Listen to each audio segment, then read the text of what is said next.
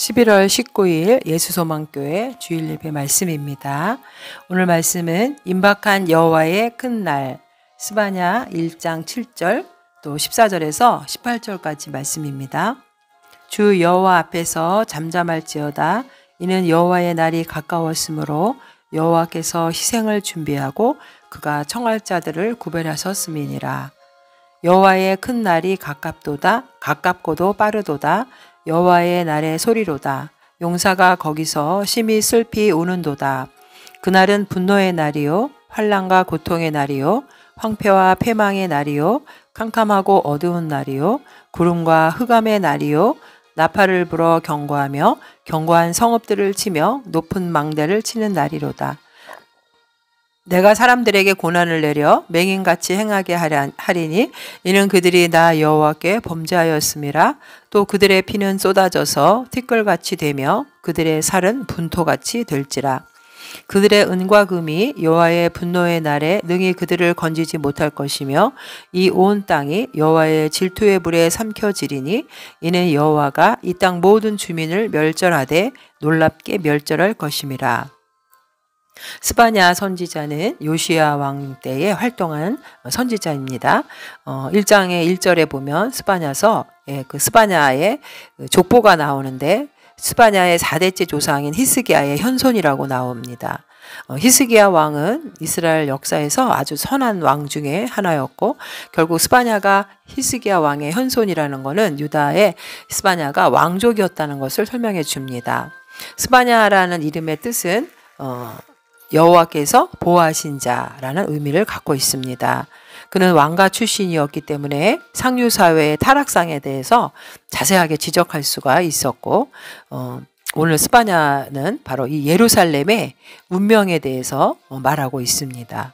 요시야 왕이 유다의 왕으로 등극하기 전에 유다 사회는 히스기야 왕 이후에 므낫세, 아몬 이렇게 이어지는데 선왕이었던 그 히스기야 왕과는 달리 그 아들 므낫세 또 아몬은 유다와 예루살렘을 우상숭배에 오랫동안 빠지게 한 왕들입니다.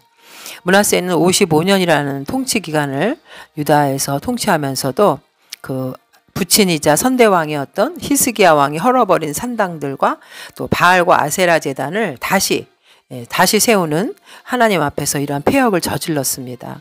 결국 유다 백성들이 하나님의 말씀을 거부하고 이러한 왕의 우상 숭배를 통해서 그 백성들도 우상 숭배에 빠지고 말았습니다. 열왕기하 21장에 보면 이러한 내용이 나오는데 하나님께서는 유다 백성들이 자신의 죄를 깨닫고 돌아오기만을 기다렸지만 패역한 이스라엘 백성들은 하나님께로 돌아오지 않았습니다. 그래서 하나님은 이 스바냐 선지자를 통해서 심판의 때가 이르렀고 하나님의 말씀에 귀 기울이지도 않고 헛된 우상에 빠져 부정을 저지르는 이들이 벌을 받게 된다고 스바냐 선지자를 통해서 선포하고 계시는 것입니다. 결국 이 유다는 이 스바냐 선지자의 이러한 예언으로 인해서 기원전 586년 바벨론에게 멸망을 당하게 됩니다. 결국 스바냐 선지자는 앞으로 닥쳐올 여호와의 진노의 날을 예언하면서 그날의 환난과 파멸을 경고한 것입니다. 그러나 궁극적으로 바라보면 오늘 이 스바냐의 심판의 예언은 최후의 심판, 하나님의 심판날, 회심한 이방인 또 이스라엘의 남은 자들에게 주어지는 그 하나님의 구원을 말한다고 할 수 있습니다. 스바냐가 오늘 말씀을 통해서 고발하는 모든 상황들은 요시야 왕이 종교개혁을 일으키기 전의 상황입니다. 그래서 스바냐서 1장 4절에서부터 6절까지에는 이스라엘 내부에 있었던 종교 혼합주의의 상황을 잘 설명해 줍니다. 가나안 사람들의 신으로 농업의 신인 바알을 섬기는 사람, 또 아시리아의 종교인 1월 성신에 대한 예배, 또 암몬 사람들의 신 밀곰을 섬기는 행위들에 대해서 스바냐 선지자는 고발을 하고 있습니다. 결국 또 하나님의 심판을 받아야 할 대상 가운데는 정치적인 관원이나 왕자들이 포함되어 있습니다. 스바냐서 1장 8절에 보면 여호와의 희생의 날에 내가 방백들과 왕자들과 이방인의 옷을 입은 자들을 벌할 것이며 그 당시에 아직 요시야 왕은 영향력을 발휘하지 못했기 때문에 이 당시에 하나님의 심판을 받아야 될 대상들이 정치적인 관원이나 왕자들이라고 포함되어 있는 것입니다.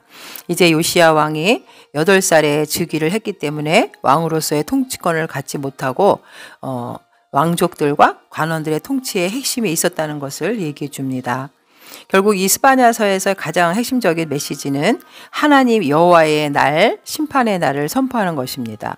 그래서 이 여호와의 큰 날은 당시의 그 청중들, 이방인에게는 심판이고 하나님의 백성들에게는 구원이라는 자신들의 전통적인 사고가 아니라 오히려 하나님의 백성이라는 선택받은 자들임에도 불구하고 우상을 숭배하고 혼합 종교주의로 하나님의 말씀에서 멀어진 자들은 하나님의 심판의 대상이라는 것을 여기서 설명해 주고 있는 것입니다. 하나님의 거룩한 백성들은 지금 하나님의 말씀에 귀를 기울여야 하고 곧 없어져 버릴 세상의 풍요가 아니라 하나님께서 영원토록 베푸시는 구원의 소망을 바라보는 백성들이 되어야 한다는 것이죠.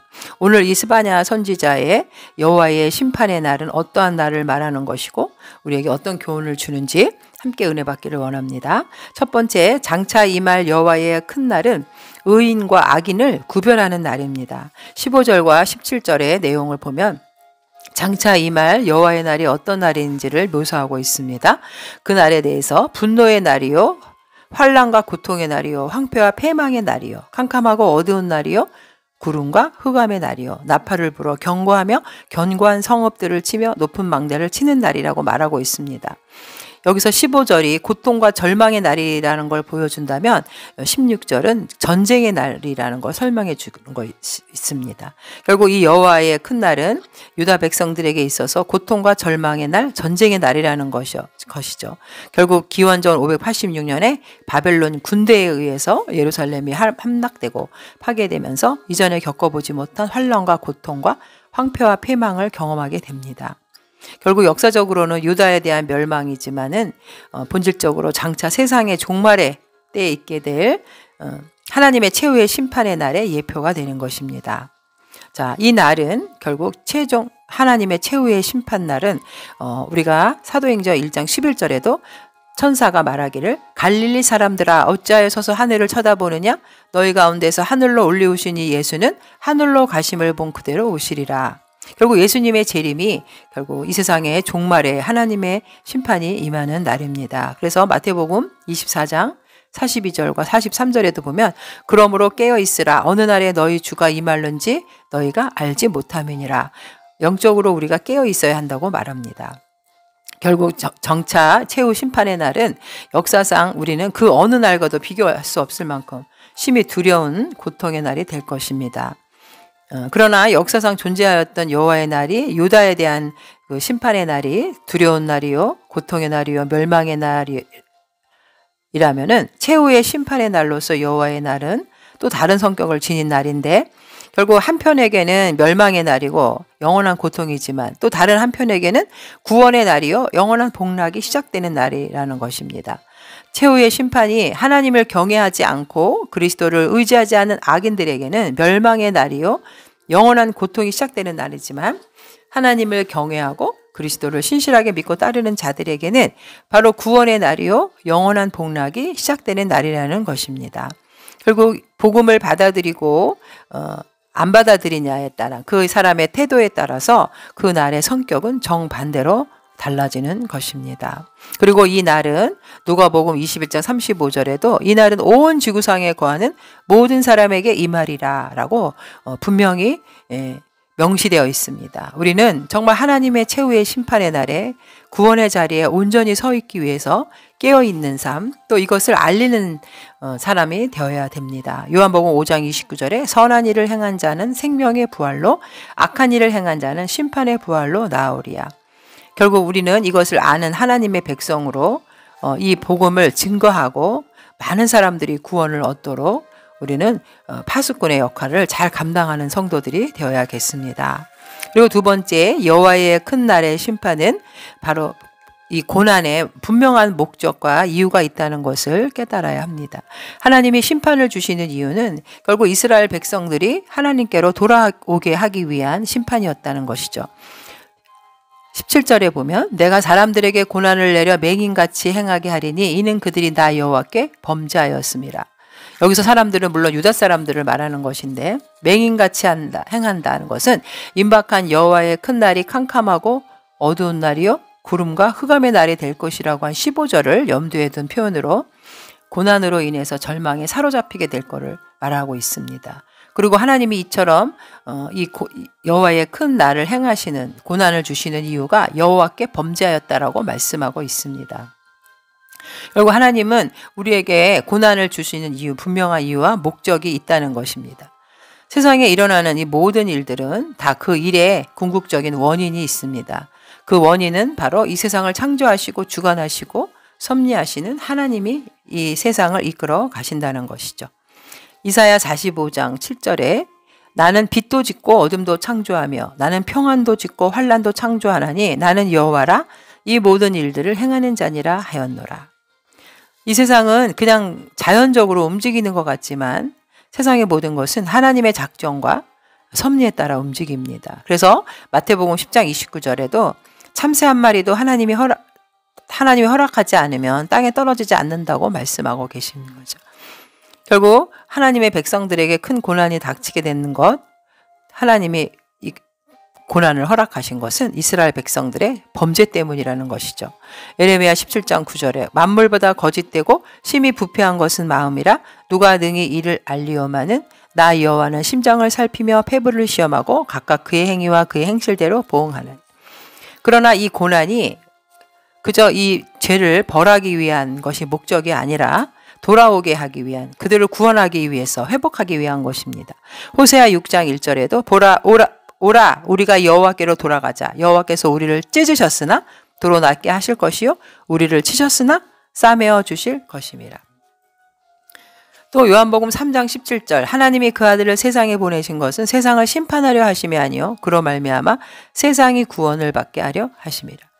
하나님께서 자기 백성들에게 고난을 보내시는 이유에는 명백한 이유와 목적이 있다는 것이고 하나님을 의지하지 않음을 인해서 죄를 회개하게 하고 하나님을 전적으로 의지하기 위해서 이 고난을 주신다는 겁니다. 결국 우리는 이 모든 것을 통해서 분명한 깨달음을 얻을 수 있는데 하나님이 아무 유익 없이 이유 없이 고난을 주시는 일은 없다는 것이고 결국 고난을 주신 것은 우리의 유익과 축복을 위한 것이라는 것을 깨달아야 합니다. 그래서 시편 119편 67절에도 고난당하기 전에는 내가 그릇 행하였더니 이제는 주의 말씀을 지키니이다. 우리는 고난을 통해서 더 하나님의 뜻을 깨닫고 하나님의 거룩한 백성으로 성결한 백성으로 거듭나야 될 줄로 믿습니다. 그래서 히브리서 12장 10절과 11절 그들은 잠시 자기의 뜻대로 우리를 징계하였거니와 오직 하나님은 우리의 유익을 위하여 그의 거룩하심에 참여하게 하시느니라. 무릇 징계가 당시에는 즐거워 보이지 않고 슬퍼 보이나 후에 그로 말미암아 연단받은 자들은 의와 평강의 열매를 맺느니라. 이렇게 말씀하고 있습니다. 세 번째는 여호와의 큰 날은 사람들이 그토록 구했던 은과 금이 심판날에는 아무 소용이 없는 무용지물이 될 것이라는 것입니다. 결국 우리는 예수 그리스도의 반석 위에 우리 인생의 영원한 집을 지어야 하는 것입니다. 18절에 보면 그들의 은과 금이 여호와의 분노의 날에 능히 그들을 건지지 못할 것이며 결국 여호와의 분노의 날이라는 것은 심판 날인데 여기에 은과 금이 능히 그들을 건지지 못한다고 말씀합니다. 심판날 세상에서 사람들이 추구했던 재물, 그들의 구원에 있어서 어떠한 도움도 주지 못한다는 것입니다. 성경은 온 천하보다 귀한 것이 사람의 생명이라고 분명히 말해줍니다. 마태복음 16장 27절 사람이 만일 온 천하를 얻고도 제 목숨을 잃으면 무엇이 유익하리요? 사람이 무엇을 주고 제 목숨을 바꾸겠느냐? 또 요한복음 17장 3절에 영생은 곧 유일하신 참 하나님과 그가 보내신 자 예수 그리스도를 아는 것입니다. 우리에게 주어진 명예는 우리에게 영원한 생명을 줄 수 없다는 것입니다. 그러나 많은 사람들이 이 맘모니즘, 물질주의와 우상숭배에 빠져서 믿음을 지키지 못하고 그것 때문에 또 살인을 하고 그것 때문에 인생을 망치는 자들이 우리 주변에는 너무나 많습니다.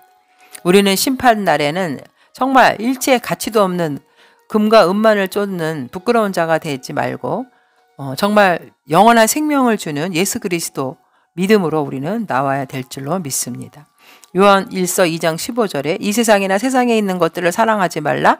누구든지 세상을 사랑하면 아버지의 사랑이 그 안에 있지 아니야. 세상을 사랑하는 자는 결국 하나님의 사랑에서 멀어진다고 말하고 있습니다. 우리는 참 생명과 구원의 길, 영원한 가치를 지닌 하나님의 나라, 그의 의를 구하는 자가 되기를 원합니다. 마태복음 7장 24절에 그러므로 누구든지 나의 이 말을 듣고 행하는 자는 그 집을 반석 위에 지은 지혜로운 사람 같으리니. 우리는 인생의 집을 무엇으로 짓고 살아야 할까요? 한평생 노력해서 크고 웅장한 집을 이 땅에 지을지라도 우리는 그곳의 영원한 주인이 될 수는 없습니다. 이 세상의 헛된 물질적인 가치가 아니라 우리의 영원한 생명을 주는 하나님의 말씀의 반석을 우리가 그 위에 인생의 집을 지을 때 우리는 영원한 생명을 얻을 수 있습니다. 영적인 삶을 살아가기 위해 우리는 우리의 십자가에 우리의 육신의 정욕을 날마다 못 박아야 하는 것이죠. 모든 것을 소유했던 솔로몬은 전도서 1장 1절에 1장 2절 헛되고 헛되니 모든 것이 헛되도다라고 하나님 없는 이 세상의 물질은 헛되다라고 말하고 있습니다. 하나님의 심판이 떨어질 때 육적인 것으로는 어떠한 우리의 안전도 보장할 수 없다라는 것입니다. 영원한 생명을 얻기 위해서 우리는 예수님의 재림을 바라보며 또한 나의 육신적인 삶의 끝을 바라볼 때 영원한 영생의 집을 준비하는 복된 성도들이 되시기를 주님의 이름으로 축원드립니다. 고린도후서 4장 16절 그러므로 우리가 낙심하지 아니하노니 우리의 겉사람은 낡아지나 우리의 속사람은 날로 새로워지도다. 바울은 말합니다. 우리는 우리의 육신이 썩어져 흙이 되지만 영혼의 생명은 영원하다는 것입니다. 또 18절에 우리가 주목하는 것은 보이는 것이 아니요 보이지 않는 것이니 보이는 것은 잠깐이요 보이지 않는 것은 영원함이라 라고 고백합니다.